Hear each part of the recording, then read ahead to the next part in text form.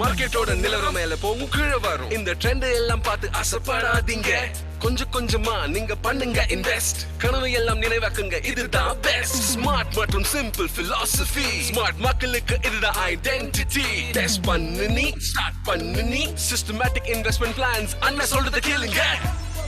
அண்ணா smart ஆகுங்க. ஸ்மார்ட்டா வேலை பண்ணு, SIP ஸ்டார்ட் பண்ணு. ஸ்மார்ட்டா வேலை பண்ணு, SIP ஸ்டார்ட் பண்ணு. பண்ணணுமா 350cc சவாரி, இல்ல செகண்ட் ஹனிமூன்ல ஆப்பிரிக்கன் சஃபாரி. கட்டணுமா dream home in down payment, இல்ல செக்யூர் பண்ணணுமா ராக்கிங் ரிட்டையர்மெண்ட். பிளான் பண்ணணுமா உங்க ஃபாரின் ட்ரிப். நான் செய்ய வேண்டியது ஸ்டார்ட் தி சிப். ஸ்மார்ட்டா வேலை பண்ணு, SIP ஸ்டார்ட் பண்ணு. ஸ்மார்ட்டா வேலை பண்ணு, SIP ஸ்டார்ட் பண்ணு. ஸ்மார்ட்டா வேலை பண்ணு, SIP ஸ்டார்ட் பண்ணு. ஸ்மார்ட்டா வேலை பண்ணு, SIP ஸ்டார்ட் பண்ணு. மியூச்சுவல் ஃபண்ட் முதலீடுகள் சந்தை அபாயங்களுக்கு உட்பட்டவை. முதலீடு செய்யும் முன்பு திட்டம் சார்ந்த ஆவணங்களை கவனமாக படிக்கவும்.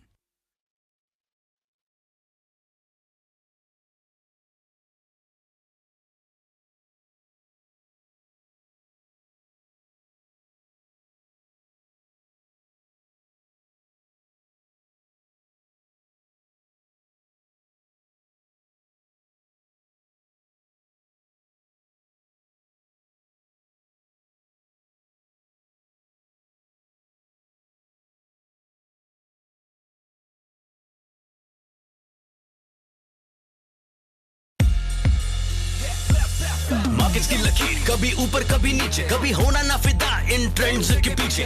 छोटी छोटी किस्तों में करो तुम इन्वेस्ट और बड़े बड़े सपने जियो, क्योंकि ये है बेस्ट। स्मार्ट और सिंपल फिलॉसफी, स्मार्ट लोगों की यही है आइडेंटिटी। टेस्ट कर ले तू, स्टार्ट कर ले तू सिस्टमैटिक इन्वेस्टमेंट प्लान्स। भाई सुन मेरी बात, भाई बन जरा स्मार्ट। चल कुछ स्मार्ट कर, SIP स्टार्ट कर। चल कुछ स्मार्ट कर, SIP स्टार्ट कर। करनी हो 350cc की सवारी या सेकंड हनीमून पे अफ्रीकन सफारी। भरना हो ड्रीम होम का डाउन पेमेंट, ये सिक्योर करना हो एक रॉकिंग रिटायरमेंट। प्लान करना हो अपना foreign trip. All I need is to start a SIP. चल कुछ स्मार्ट कर, SIP स्टार्ट कर। चल कुछ स्मार्ट कर, SIP स्टार्ट कर। चल कुछ स्मार्ट कर, SIP स्टार्ट कर। चल कुछ स्मार्ट कर, SIP स्टार्ट कर। Mutual fund investments are subject to market risks. Read all scheme-related documents carefully.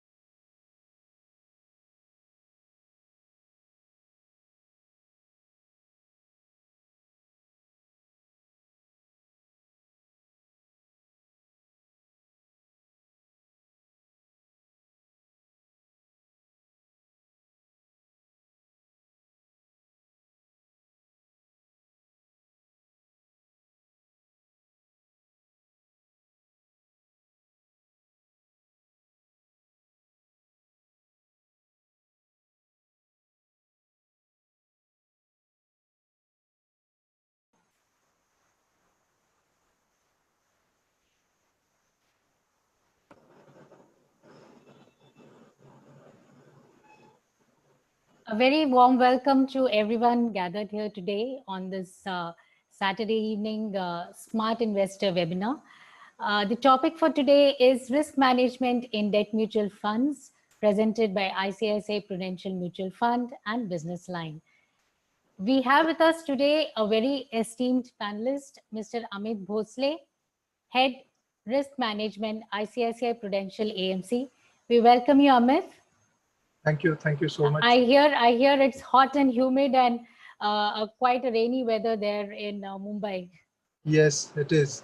Yes, so let's start with that vigor with this discussion today, and let's hope we make it as vibrant and insightful for all our participants here today.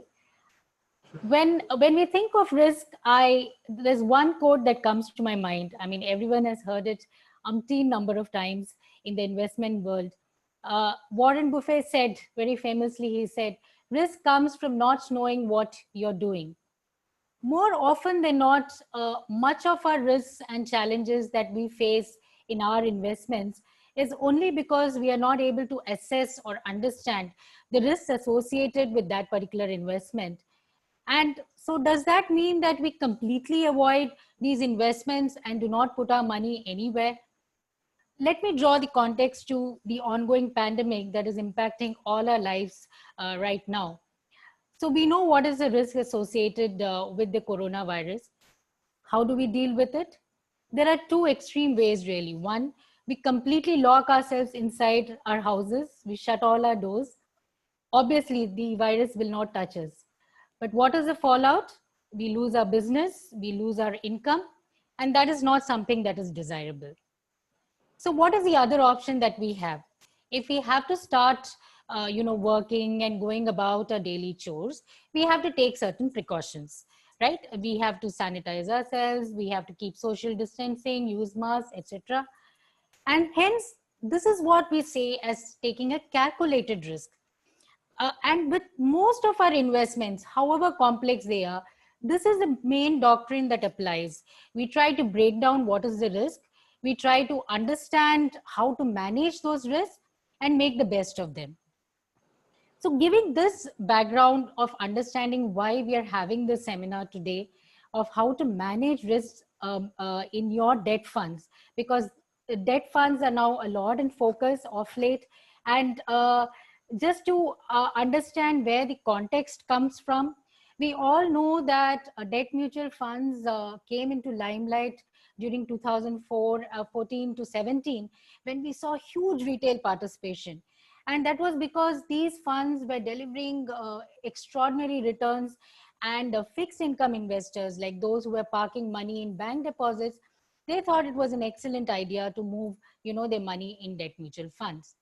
So that is one extreme of investors who did not understand what they are getting into, but they were kind of allured by the, high returns in debt mutual funds. And then we had the IL&FS crisis that happened in late 2018. And since then, there has been a flow of credit defaults. The credit risk environment has deteriorated. And then suddenly we see the other extreme, where investors are now completely shunning debt mutual funds for fear of losing their money. Now, given this backdrop, I just wanted to set this context that why this particular topic is so relevant in today's context. With us facing coronavirus and businesses being impacted, we are in a situation where credit risk is now, drawing a lot of attention. So Amit, given this background, if you could first set the context of why really it is so relevant and critical at this juncture to understand, risk, and even why we are actually exploring this topic on risk management. Sure. First of all, Radhika, thank you to the Hindu group and all the participants who have taken time out on a Saturday evening to tune in for this webinar. Honestly, I didn't expect so many people dialing in on a Saturday evening to listen to a very drab subject, if I can call it that way. But I think there lies the essence of what you have so beautifully explained in your opening remarks. I think the key is somewhere understanding what is risk, right? And as you rightly said, risk is not about avoiding something.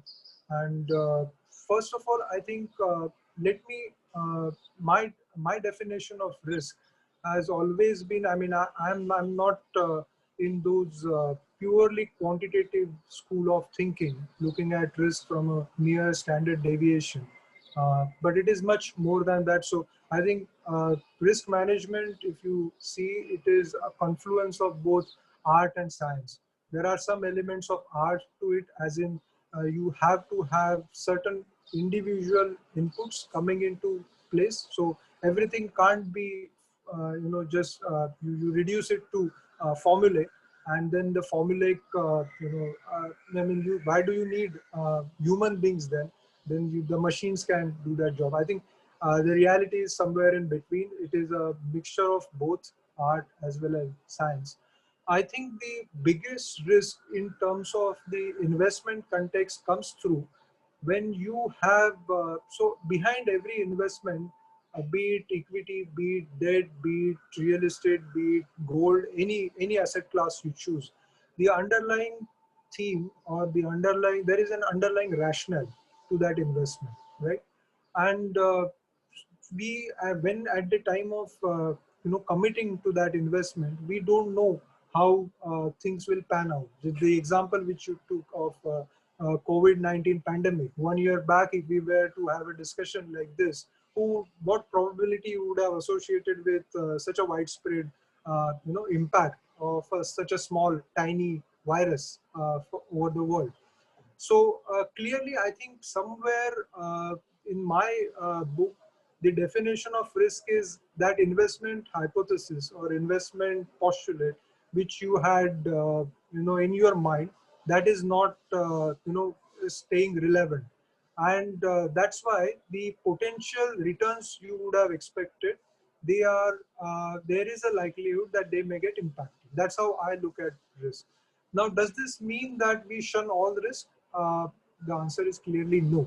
I always draw an analogy with what we have learned in our school biology, that if you were to look at those unicellular animals like amoeba, right, they are always changing shapes. Similar to that, risk also change shapes and forms. We have to be very clear what risk we are getting into. I think half of the job is done if you are very clear about what risk you can take and what risk you are not supposed to take. Okay. In terms of the current context, as you were highlighting, last 1.5 to 2 years, there have been slew of events which have impacted many debt mutual funds adversely, and that has resulted in the returns getting impacted adversely. Now, I always believe the answer to that question is, see, there is a big expressway connecting Mumbai to Pune, right? You can drive within 2.5, 3 hours. Just because your car has got maximum speed of say 150 kilometer per hour, does that mean that all points in time you are going to put your foot on the accelerator and reach the top speed? Well, no. I mean, any sane, rational person would say no. There is a reason why there is a speed limit of 80 kilometer per hour, which has been stipulated. That's because it's not that all cars have to necessarily. I mean, they run at the optimal speed on optimal parameters at that speed. It is just that at higher speed, the chances of accidents are more. Doesn't mean that if you are going to drive at 80 kilometers per hour, you are not going to have any accident. No, still something can go wrong, but at least the impact of those accidents is minimized. So I think it is not proper to say that all debt mutual funds have got impacted. There have been many debt mutual funds which have been run true to their mandate, and which have been run true to the investment ideology which they had. They have continued to perform well. So I think currently the environment which we are witnessing as far as debt mutual funds are concerned, I think somewhere people have, and I'm not saying that there hasn't been reason why people are not, people are behaving in that particular manner, but I think just shunning everything and just looking at a no risk kind of an approach could also be detrimental in long term. So again, I think if you see the classical finance literature, asset allocation generates a significant proportion of returns over a longer period of time. Now, currently you look at the broader equity indices.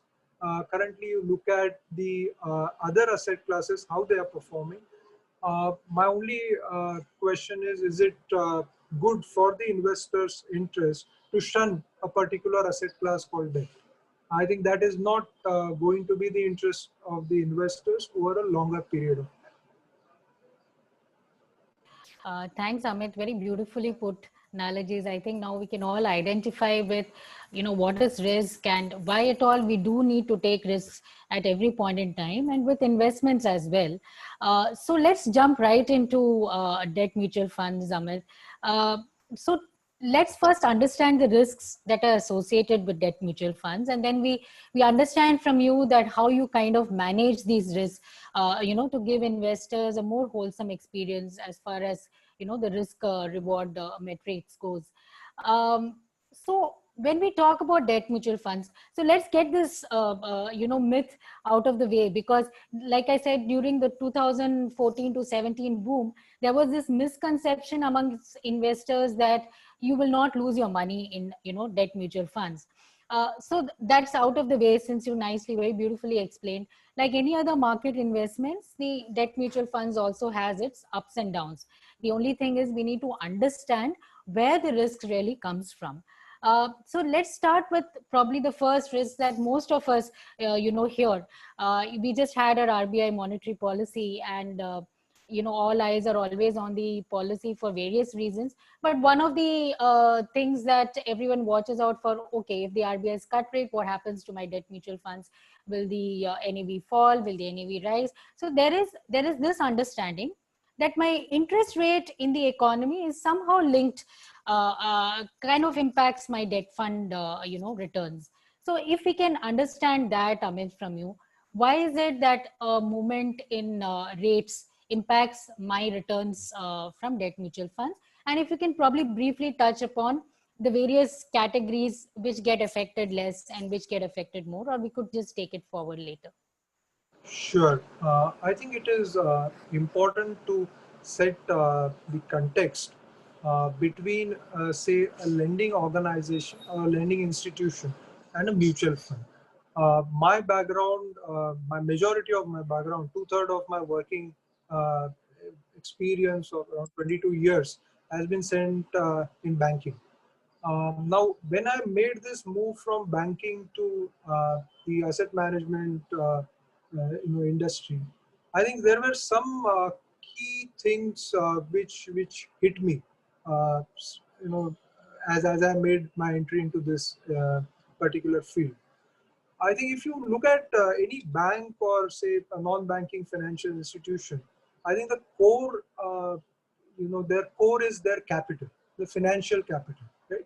The mutual funds don't have financial capital of their own. It is basically a collective pool of investments gathered from the investors, which we as asset management companies, we deploy into, opportunities which may generate returns, and we earn a fee, and the returns then are passed on to the investor. That's the simple broad context in which a mutual fund will operate.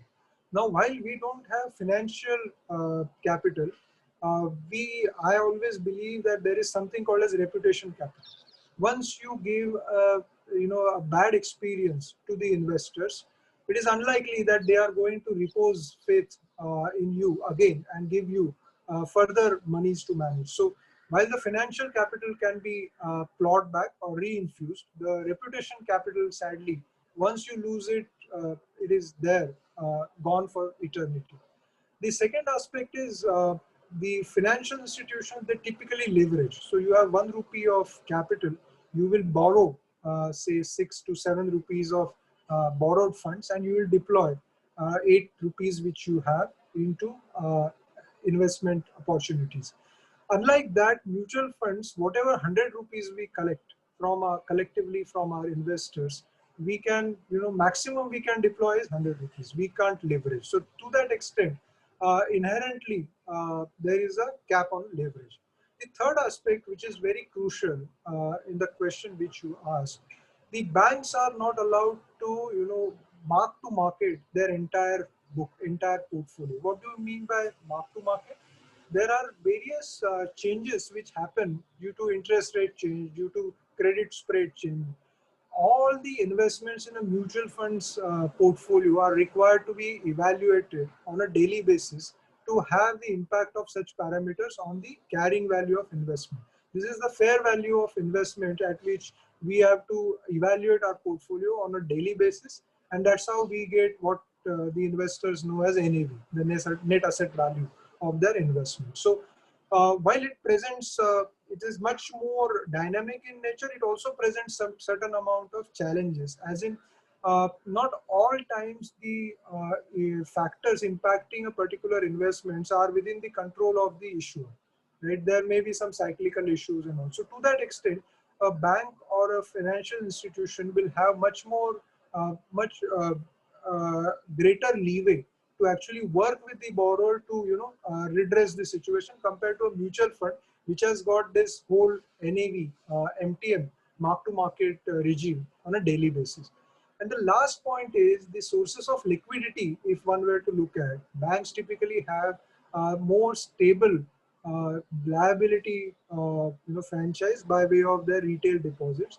The mutual funds, all of us, we can redeem our investments by giving 1 day notice from any open-ended mutual fund. So to that extent, one has to be aware of the fact that your liability side is much more dynamic compared to a bank's balance sheet. Now, if you take all these four factors into account, not having a capital of their own, having significant challenges in terms of the mark-to-market regime of valuation, having a much more dynamic set of liabilities, and the last one is not having the ability to leverage. I think per force, the mutual fund model is basically one which is demanding conservatism. So if you look at what we have been advocating in terms of the investment philosophy, what we call SLR, safety, liquidity, and return, in that order, I think that has got root in or genesis in the construct of the mutual funds themselves. So looking at it from that perspective, what you were highlighting, I think the key risk one would tend to look at from while evaluating any fund for investment from an investor's perspective is, I think first and foremost is the credit risk, right? That's because again, when one entered into this industry, I think there were these three letters I often joke called YTM, yield to maturity. I think these were all subsuming letters, and everyone I could see, be it investors, be it distributor partners, be it the mutual fund managers, be it the risk managers, everyone was just, I mean, the whole narrative was centered around these three letters, YTM. If you present someone with the assertion that a fund X has got higher YTM than fund Y, as a risk manager, my intuitive reaction would be, okay, then fund X has got more risk than fund Y, right? Because risk and return are again two sides, as they say, of the same coin. You can't generate unlimited amount of returns without exposing yourself to proportionate or commensurate amount of risk. I think what the events of past few years have highlighted is that this notion that you can have somehow unlimited amount of returns without having exposure to any risk, I think that postulate, and I believe in that it is good in longer term for the investor interest, for the interest of everyone involved, that somehow that has been delinked now. That yes, there are if the YTM, and just pausing, just taking a minute, stepping back, why this YTM gained prominence. If you look at the history of evolution of mutual funds in India, I mean, for many years there was only one mutual fund operational in India, right? When the liberalization happened, then you had other private sector entities also setting up mutual funds. So I think most of the other mutual funds have about 20 to 25 years of vintage in terms of their operational history. They have been dealing in equity funds. That's why if you see a broad cross section of investors, they understand equities very well because of the vintage. Then you had a set of investors who basically were investing into debt funds, but these debt funds were essentially higher safety funds. So, those who were investing in only top rated securities, and essentially what you highlighted, they were taking interest rate risk, right? Over the past 8 to 10 years, so people have started investing in corporate bonds. The moment corporate bonds have been added to the investment mix, it presents a certain amount of challenge. Because in case of interest rate risk, if your duration call has gone right, then essentially your potential future returns equates your YTM into the rate of change of interest rate. Simple as that, right? So to that extent, one could approximate the potential future returns to the YTM of the fund. But moment you inject credit risk into the mix, because credit risk and liquidity risk are only two risks which are asymmetric in nature, right? All other risks, be it interest rate risk, be it equity price risk, they are symmetrical. You can gain, you can equal probability of same gain or loss. But in credit, if all your, all stars were to align, you will get your spread, but you can lose your principal. So I think that's where some of, reducing the whole investment construct to just these three letters may not be actually in the interest of investor. That's my only submission. You need to look at the risk adjusted returns rather than just looking at that banner number. Again, I often share this. People, have been asking me that last year must have been very tough or challenging for risk managers everywhere, including myself. My response to that has been that actually what period you highlighted, 2015 to 2017, was the toughest time. Because if you were to say no to certain investment opportunities, you are going to be in better health now. And whatever we are going to, sow today, we will reap the benefits of those, decisions maybe 3 years hence. So invariably, as it happens, there is a delayed amplified response. If I can borrow from electrical engineering, there is always a delayed amplified response for all some of these risks. So coming back to the discussion on the risk itself, credit risk is one which is assuming a lot of importance, and there, as I highlighted, default risk is intuitively understood by people. I lend someone money, he's not giving me the money back, then I'm exposed to default risk. I think considering that we are on a mark-to-market regime as an industry, the other important risk is migration risk. So you had entered into a particular investment opportunity thinking that it belonged to a particular credit worthiness grade. And now there has been a deterioration in the credit profile. You expect to be compensated, but since you have got locked into that particular return, there is a mark-to-market impact. That is migration risk, which is often not understood. So just to broadly put it in context, I think we are trying to analyze two factors: willingness as well as ability.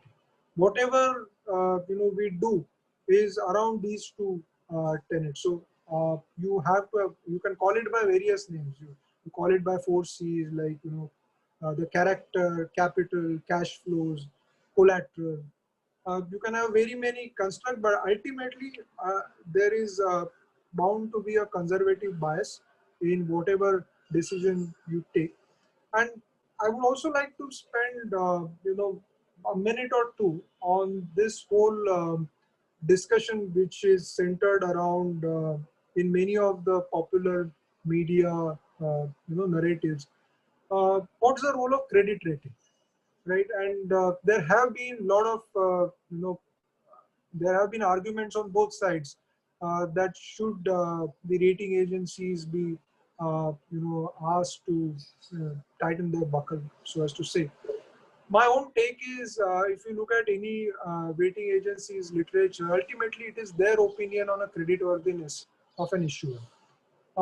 We can't outsource our own due diligence to someone else. We should, and we can use credit ratings assigned by external rating agencies as one of the decision-making inputs. But that can't be your sole metric to decide, because ultimately people have lent money to us as mutual funds, right? They haven't lent money to the rating agencies. So we can use their inputs, their rationale. We can engage with them to understand their perspective, but ultimately we have to make our own calls. And I say this very proudly because if we were to just rely our assessment on the rating agencies, whatever ratings they have assigned, you would have seen that many of the credit events which have happened since September of 2018, at some point in time, most of these issuers, before their eventual migration to default grade, were rated very high safety. So many of them were rated AAA. So that's where I often tell to the investors, when sometimes they mention that, is it worthwhile to take any exposure to credit risk, or is it better that we are better off investing in AAA funds? I say, actually, when you look at AAA funds, don't go just by that mnemonic of AAA. Do your own due diligence. If you get satisfied with the risk which the underlying issuers have, then you also have to accept the fact that commensurate with that will be the returns. So don't expect a 10% return on a AAA fund. If you are getting that, then there is something fundamentally wrong, right? So that's the first part, which is credit risk. Interest rate risk I have touched briefly. Essentially, in Indian context, as far as mutual funds are concerned, we don't have so much of optionality or convexity. So to that extent, it is linear relationship, and by and large, it has held good. So as your duration call, if it goes right, then as you mentioned, if there is going to be a rate cut by RBI, the benchmark rates going down, obviously it will increase the gains for mutual funds because of the mark to market. The third risk, which is often being a topic of discussion, is the liquidity risk. And in Indian context, especially those mutual funds which invest in corporate bonds, they have to be aware of the shallowness of the or the lack of depth in the market, and that has been played out significantly over the past few years. In fact, if you see the regulatory actions of recently, I mean, as late as last week, there have been many circulars. So you would have been aware of the the riskometer circular, essentially making it far more granular in terms of the risk which the investors are potentially exposed to. And now it is basically a graded kind of an risk assessment. So I think that will increase the level of disclosure for the industry as a whole. So to that extent, liquidity, my take has been that, while everyone intuitively, once someone mentions liquidity risk management, everyone jumps onto the investment side or the asset side, be it, the concentration in terms of the single issuer, the group. I think the merit is also on the liability side. You should not have significant concentration of investors on the liability side, because this volatile source of money itself can pose challenge. So that's why it may be in the interest of investors to have the limit on single investors' contribution to a scheme, especially if it is exposed to investment in corporate bonds. I think the last one, which is often underappreciated, is something which I call as concentration risk. Now, intuitively, concentration in terms of the asset liability that gets addressed in some form or the other. I think equally important is to have diversification in terms of the strategy. What we were looking at the beginning of the session today, that all debt funds are not run in the same manner. Thanks to the SEBI reclassification of mutual fund in 2018, clearly now each fund has got its own mandated duration, its mandated credit profile. So as long as you are going to run within those parameters which have been outlined, I think to that extent you have inherent diversification of the fund. So you have different categories like liquid funds, liquid plus funds, the short-term fund, medium-term funds. So I think depending upon the investor's appetite and the suitability for that particular investor, I think these distributor partners or the mutual funds can cater their offering for that particular investor. I think the last point I want to leave everyone with is, ultimately any investment decision, especially on debt side, it has to be a collective decision. By that, what I mean is there are no superheroes. Superheroes exist only in fiction, right? So I think if we are going to rely on individual brilliance to rescue, any any investment, I think that itself is a recipe for disaster.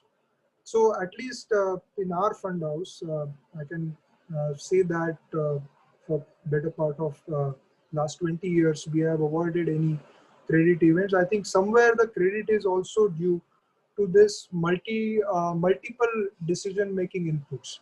It is never that the fund manager is solely responsible for the investment decision. There is a separate risk management team which analyzes each and every proposal, and then basically it has to be risk and a return decisions which come together. Very seldom you would find that, I think again my favorite analogy has been debt funds. Approach debt funds like Test cricket. Don't look at it from a T20. You can get away with lack of technique or lack of patience in a T20 context, because you have to just survive somehow for 20 overs. But in Test cricket, and that anyone who follows Test cricket will tell you that if you are not technically sound, then it will show up sooner or later. So that has been the broad contour or context I would like to share with people when they are approaching any investment decision. Please look at evaluating that fund, that scheme, that fund house across all these parameters, right? And that will help or aid the investors in making the right decision for their investment. Okay. Amit, thank you so much. Actually, you covered everything, together, and I'd like to take up each one of them in sections. So just for our viewers or participants, just the very, very main things and very important things that you put across. One as red flags, one, the important doctrine is, the important lesson here is, if there are returns being generated which are hard to believe, which are too good to be true in a particular category of funds, there is some risk associated with it. So please look at that fund more carefully before investing. That was a very important point, Amit, you made. And then you also touched upon all the aspects of, and very rightly you said, if it is equity mutual fund, no one questions, right? Because I know exactly how it works. The stock price moves up and down. I know how my fund is largely going to perform. But in debt mutual funds, there are a lot of gray areas. There are a lot of ambiguity for a normal retail investor to understand really what is causing the risk. And you rightly mentioned 4 risks. Now, I want to break this down, Amit, so we can kind of understand this a little bit more at length.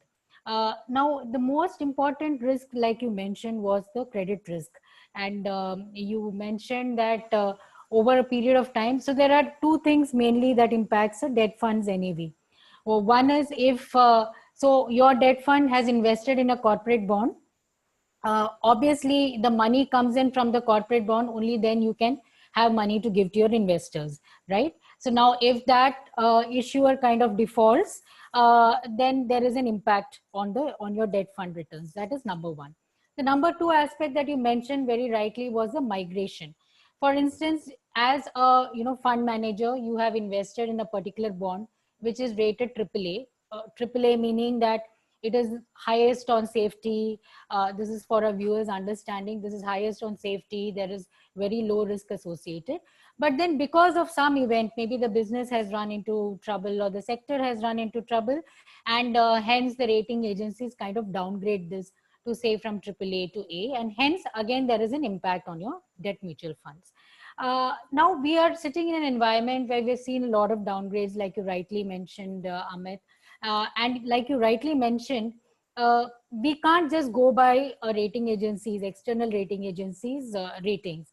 As a fund house and as an investor, when I'm putting a money in a debt mutual fund, the faith or the hope is that the fund manager has gone beyond the normal course of looking at AAA, AA, and there is an individual, independent, internal assessment of risk that the fund house does on each of these papers to assess the risk, right? So if you can just touch upon this aspect, Amit, before we go to the rest of the things, just on this credit risk management, how does a fund house really manage this as efficiently as possible? From your context, how can you assure that there is nothing beyond what is there given in the external rating agencies or what is known? What additional step does a fund house take to ensure that you understand the credit risk associated with that particular paper or the bond? Sure.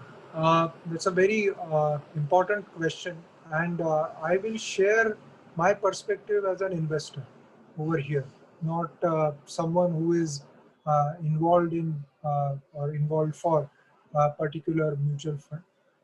If I were to look at any investment opportunity, I think the first thing I will do is you have to have a certain amount of data centricity.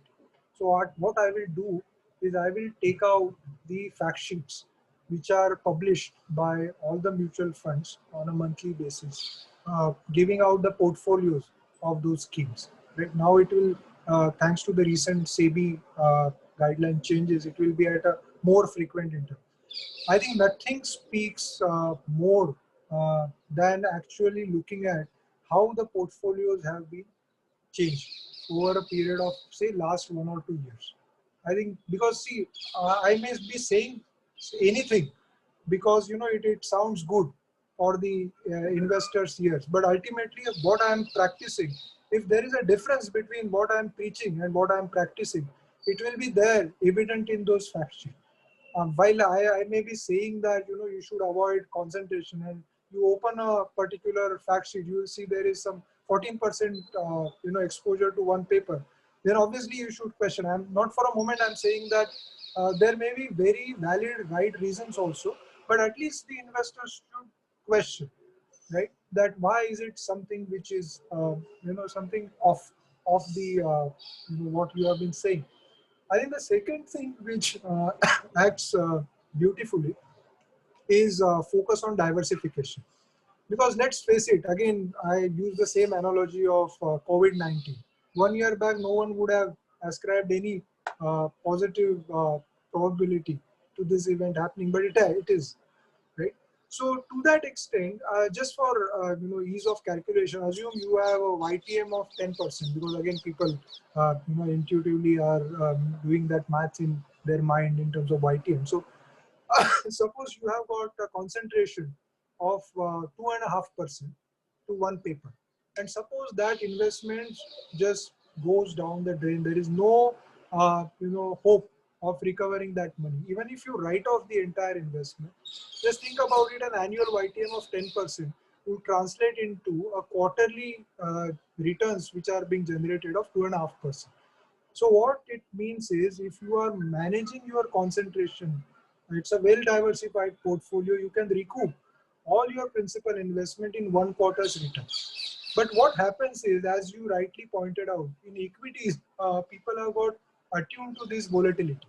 There will be sometimes the price which moves up, sometimes it goes down. But when it comes to debt, somehow people are not intuitively appreciative of the fact that there could be upgrades and downgrades in line with the business cycle. It is never going to be that people will have just upgrade and upgrade. Anyway, there is a ceiling on how much it can be upgraded, right, to the maximum highest safety rating grade. But I think the fixed income is the only asset class in which, if finally if you get your money, the principal as well as coupon back, the mark to market is immaterial, unlike other asset classes. So to that extent, I think why there will be focus on the downgrades. Do you see upgrades being reported in the same fervor? Because everyone remembers a bad experience, Amit. Exactly. Yeah, yeah. So to that extent, I think somewhere it is part of the industry also maturing. That already I see. So again, there also downgrade from a AAA to AA has got a total different connotation from a downgrade from say A minus to BBB plus, Yes. or from BB to C, right? Because these are different safety grades which one is talking about. So fine, if something is getting downgraded from AAA to AA plus, it's still a relatively high safety rating. That's what I'm saying. What people, and again I use this analogy, that most streets in most cities are both ways. There are very few one ways. But somehow, because, and I'm not pointing fingers at anyone over here, but somehow what has happened is over the course of last 2.5 years, there has been some sort of a unidirectional migration. That something which started from AAA, ultimately it has ended up in D.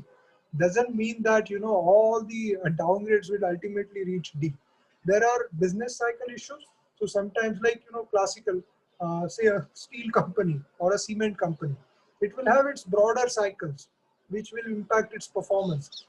And see, again, people have to appreciate two facts: that a credit profile of an entity is sum and substance, is sum of two factors. One is what you call the systemic risk, that is the risk which everyone is exposed to, and firm specific risk, which is basically because of that particular individual firm's capital structuring, management quality, those factors. So if it is going to be a downturn in cement industry, it will impact all cement companies to some extent or the other. Now actually will it be dependent upon the individual entity's resilience, how they cope up with that. So to that extent, one has to make that distinction, I think. Amit, we have a lot of questions lined up. So quickly, I have two other points that I want to discuss. Now, we have spoken about credit risk at length. We've also spoken about liquidity you have touched upon. Just wanted to expand a little bit on the liquidity, because there have been issues, where liquidity for me as an investor is that I can pull out money anytime. That's the comfort, right? Because when I invest in open-ended schemes, the comfort is that I can redeem my money at any point of time. And hence, with some of the incidents, there are now concerns with investors that, does the fund have enough to redeem my investments? So as an investor, when I'm looking at a particular fund, of course, I want to wind up all this discussion with SEBI's new riskometer, because that kind of helps the investor a lot. But just to touch upon this point, as a liquidity measure, if I have to assess a scheme, what do I have to look at? Do I have to look at how much portion is there in, liquid securities? Which are the liquid securities? If you can tell, you can elaborate on that very quickly, Amit. We have just like 2-3 minutes. So this is one point.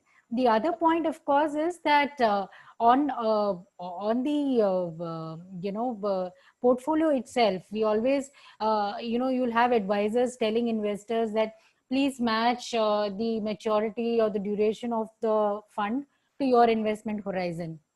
Right. So the understanding is that if I'm investing for 2 to 3 years, so I look at short, medium term kind of debt funds. And but of late now, if you dig into some of the portfolios, you find out that actually the portfolio might be holding really long duration papers also, but still it may have an average maturity of 2 or 3 years, right?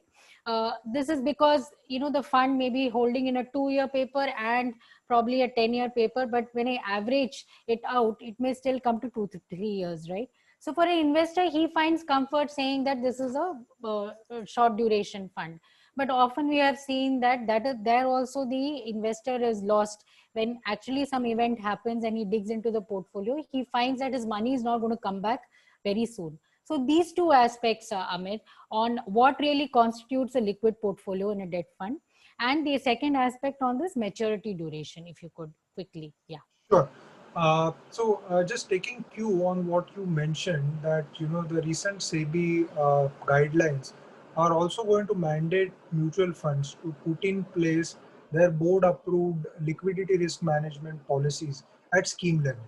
Already, in certain schemes like liquid funds, the regulator has mandated that certain proportion of the assets have to be invested in liquid securities, so that you can cater to any redemption requirements. I think by and large now so intuitively, if you look at all funds, they will carry certain amount of liquidity to cater to redemption requirements.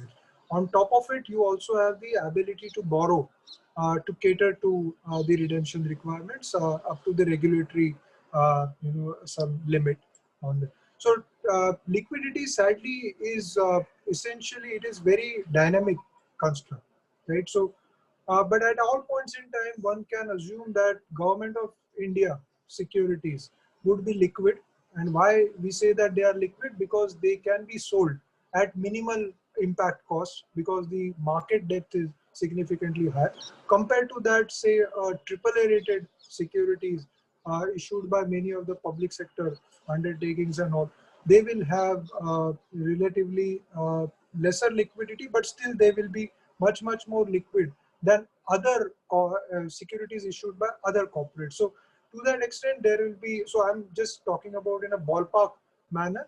If one were to look at, the good part is, as you mentioned, that riskometer circular will inherently have make the mutual funds classify the investments at each scheme level into different buckets, and that the investors over a period of time, they can compare. I think the more important thing to look at or monitor is the trend. Has something which has moved substantively compared to earlier period, that then you should question the mutual fund manager, that why this particular, he may have a perfectly valid reason or rationale there too. The second aspect which you were mentioning, see, what happens is liquidity, if you look at it, is at a portfolio level. It is never going to be that each individual. So it's again borrowing from banking. You will have something called as match maturity transfer pricing, right? All of us put monies by way of deposits in a bank. Bank uses all these deposits. You will have wholesale deposits, retail deposits. The sum and substance of that gets invested into different investment opportunity. So that's where the classic asset liability mismatch comes into play. In terms of mutual funds, at individual scheme level, it is the balance sheet which is being constructed. So, and mind you, as I mentioned some few minutes back, that we have to be acutely aware of this put option, which we have given to our investors, that with 1 day notice, they can pull out their investments from any open-ended debt fund. To that extent, one will have to factor that, and that's where the classical, redemption studies or liquidity analysis, which comes into play. But then, again, to borrow from banking, no bank can be solvent if all the deposits are taken away in 1 day. So to that extent, one has to, carry out the analysis on a business as usual basis, plus stress test it under, if you, so what we at our fund house do is, we call something as potentially vulnerable AUM, which we can be exposed to. What percentage of the AUM is outside the exit load or tax incidence level? How much of it is institutional AUM? Again, because that can be a very volatile source of liabilities. And then you look at what kind of liquid assets you are carrying at, and that is a dynamic analysis which one will have to do on a daily basis. Okay. Quickly, we'll go into the Q&A in a bit, Amit. Just to sum up what you said, you're asking investors to one, be wary of any untoward movement that they see suddenly in the fund, and also to understand this, just like in a bank, when if there is a run on the bank, of course no bank can really withstand that kind of an outflow.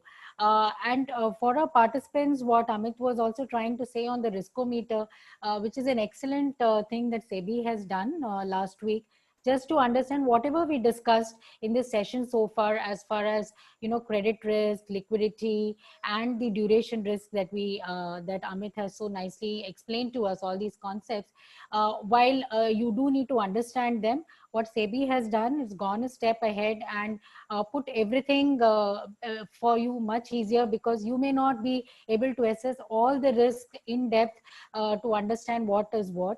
So SEBI has now mandated all the debt funds to kind of assess these liquidity, credit, and duration risk, and give a score to each of this, and then give a final score to the scheme. And hence your riskometer would, have from the low to the very high. And so based on your risk appetite, now you can invest a lot more, because all this is now crunched into the riskometer. Now I'd probably hand over the discussion to the host, who can run us through the compliance slide before we open up the floor for the Q&A.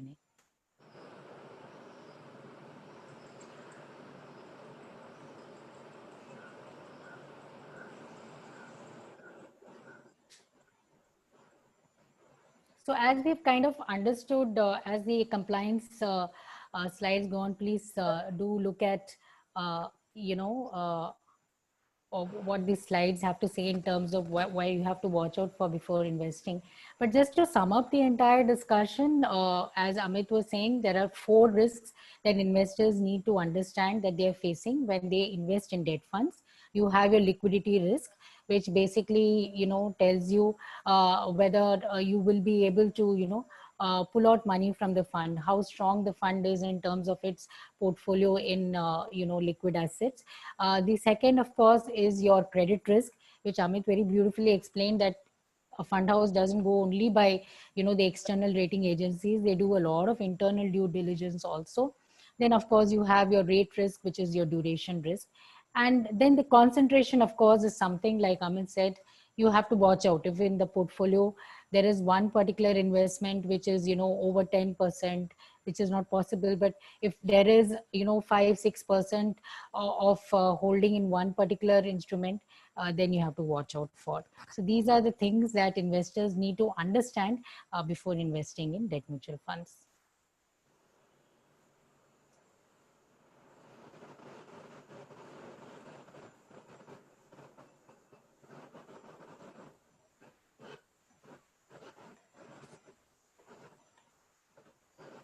This slide is important. I mean, we usually always go through this very, very briefly, but yes, as we have been talking about risk throughout the discussion, please read the risk document very carefully before you invest in any, debt mutual fund. That is the foremost in any investments for that matter. We need to keep an eye on what are the risks that are associated with it, so that we can kind of be ready, in case of any volatility, and we can have a good return experience. That is the whole objective of our investment in various asset classes.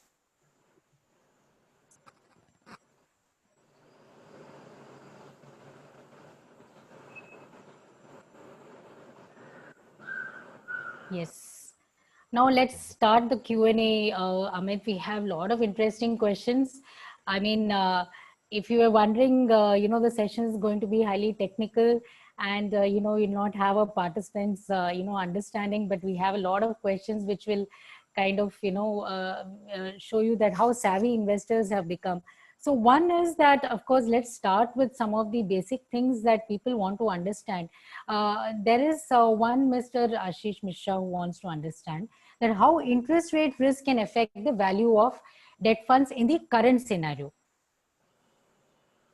Okay, so currently, so I'm just not belaboring the point because we touched briefly some time back. But I think if the question is about the interest rate view, clearly, I think there will be a bias towards, and if you were to, read or listen to the RBI commentary in yesterday's monetary policy, I think the accommodative stance is likely to be persist in line with the overall macroeconomic headwinds which our country currently has.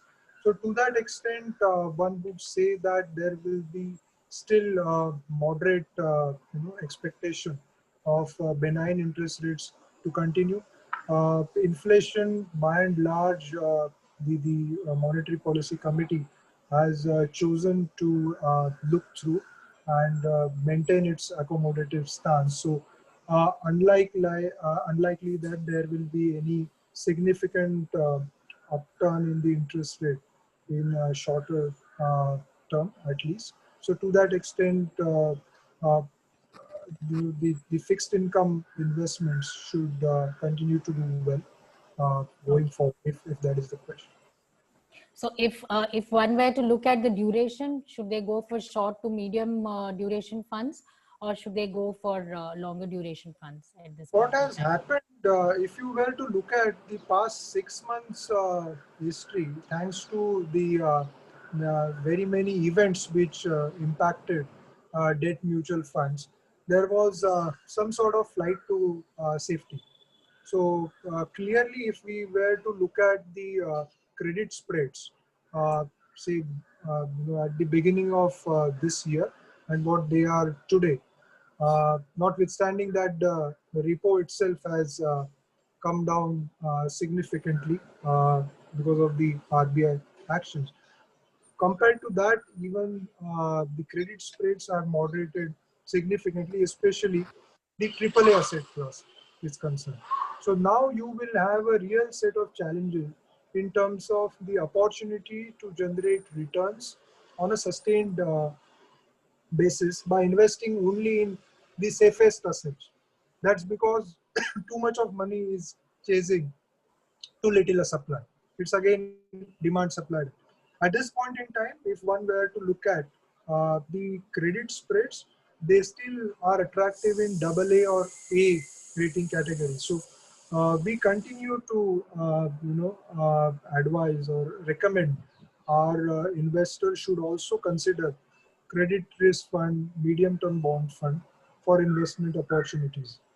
If it is making sense from their risk appetite and from an appropriateness and suitability perspective, because again it's sheer it's a demand supply.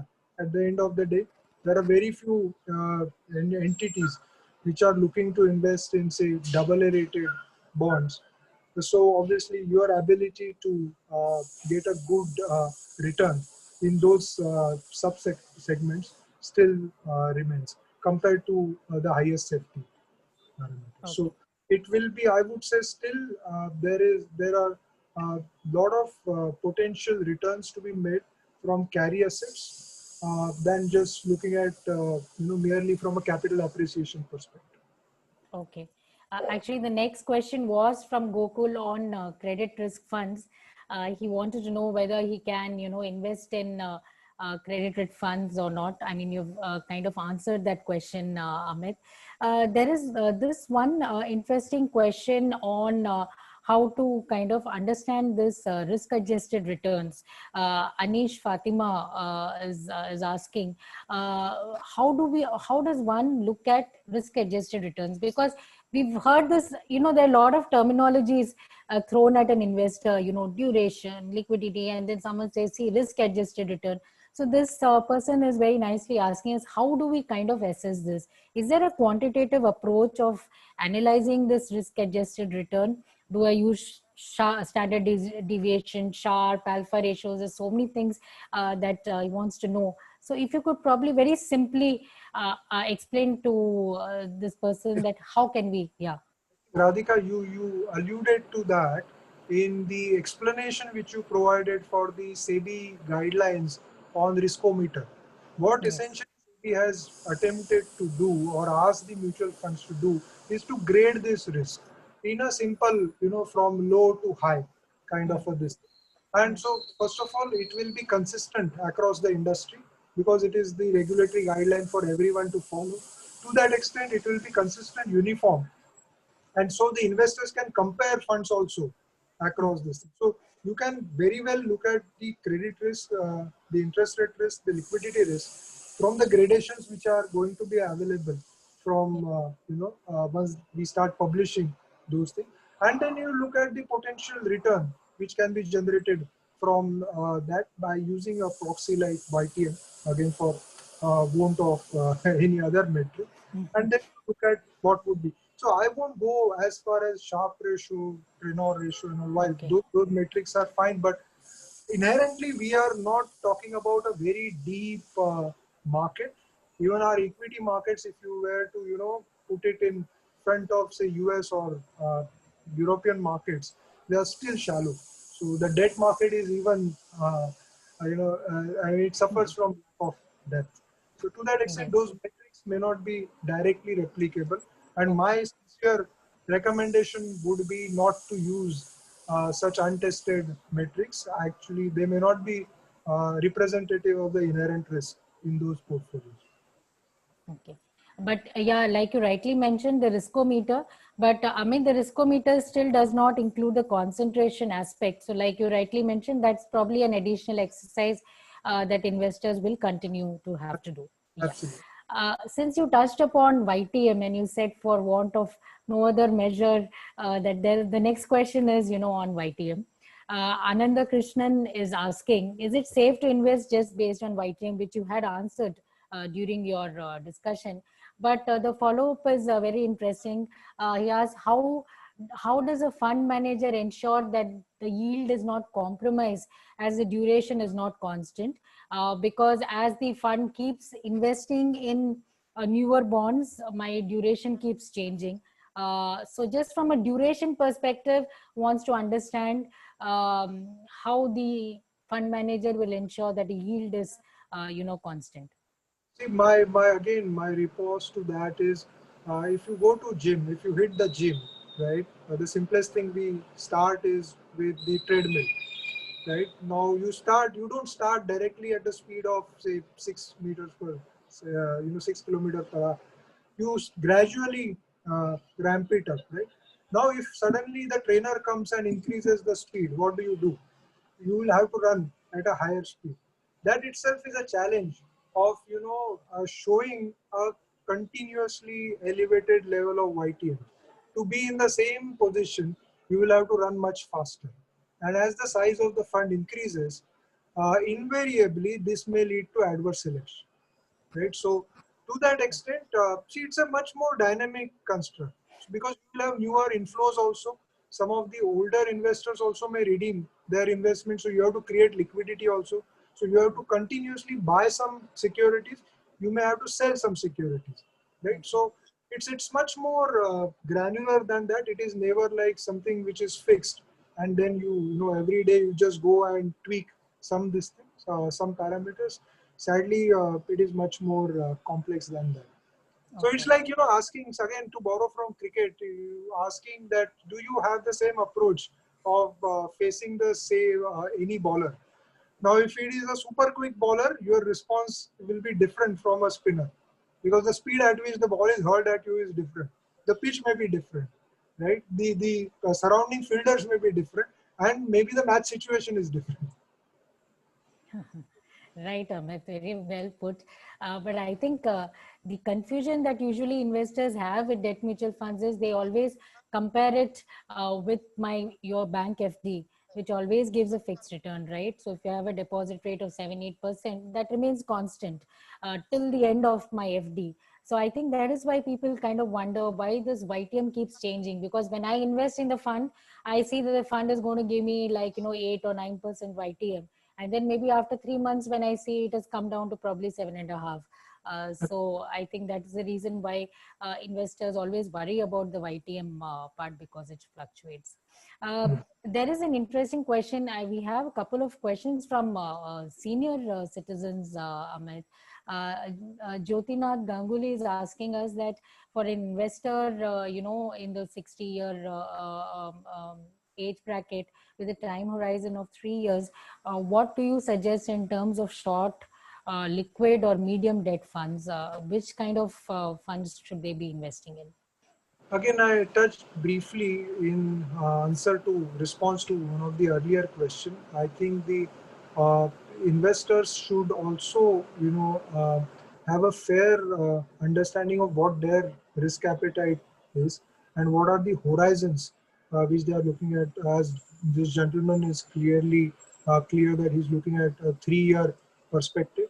So then, depending upon, and if one considers a senior citizen, then again, I would personally, if I were to advise my mother to invest, I would always go in that SLR, being Okay. the investment variable. So safety first, then you look at liquidity, and the last one would be returns. Don't just Okay. put that R. I mean, many of the times that's a mistake one does, that you just get subsumed by that R, neglecting the S and L. Okay. We are going to wind down. I mean, we have so many questions, but I will take one last question because it kind of also sums up the discussion we've had so far. Shekhar Sangeetam is asking us, what are the red flags in debt fund investments? I know we have touched upon various aspects, but if we have to give them, 1, 2, 3, Amit, which are the red flags to watch out for in debt fund investments, what would it be? I think I would again go back to what I said. Uh, if I were to look at any investment opportunity, I will look at the investment manager's what he's been preaching and what he has been practicing, right? If the two are being incongruent, I think that begets a question to be asked. And I am not for a moment saying that there may be perfectly logical, rational explanation to why there is a difference, because sometimes it may be just a transient phenomenon, right? But at least one, as an investor, one should question that particular thing. And my firm belief, after 22 odd years of credit risk evaluation, at least, a leopard doesn't change his form. So, to that extent, it's very seldom that you would see that a particular investment manager behaving in a particular manner. I think it would be naive to expect that suddenly the world will change. I mean, that's how one would look at the investment when we are evaluating managements for investment evaluation. I think the same thing holds good. So your track record has to say a lot about your maybe how you're going to approach, and that's where I think again, as I said, in terms of debt, I think conservatism plays.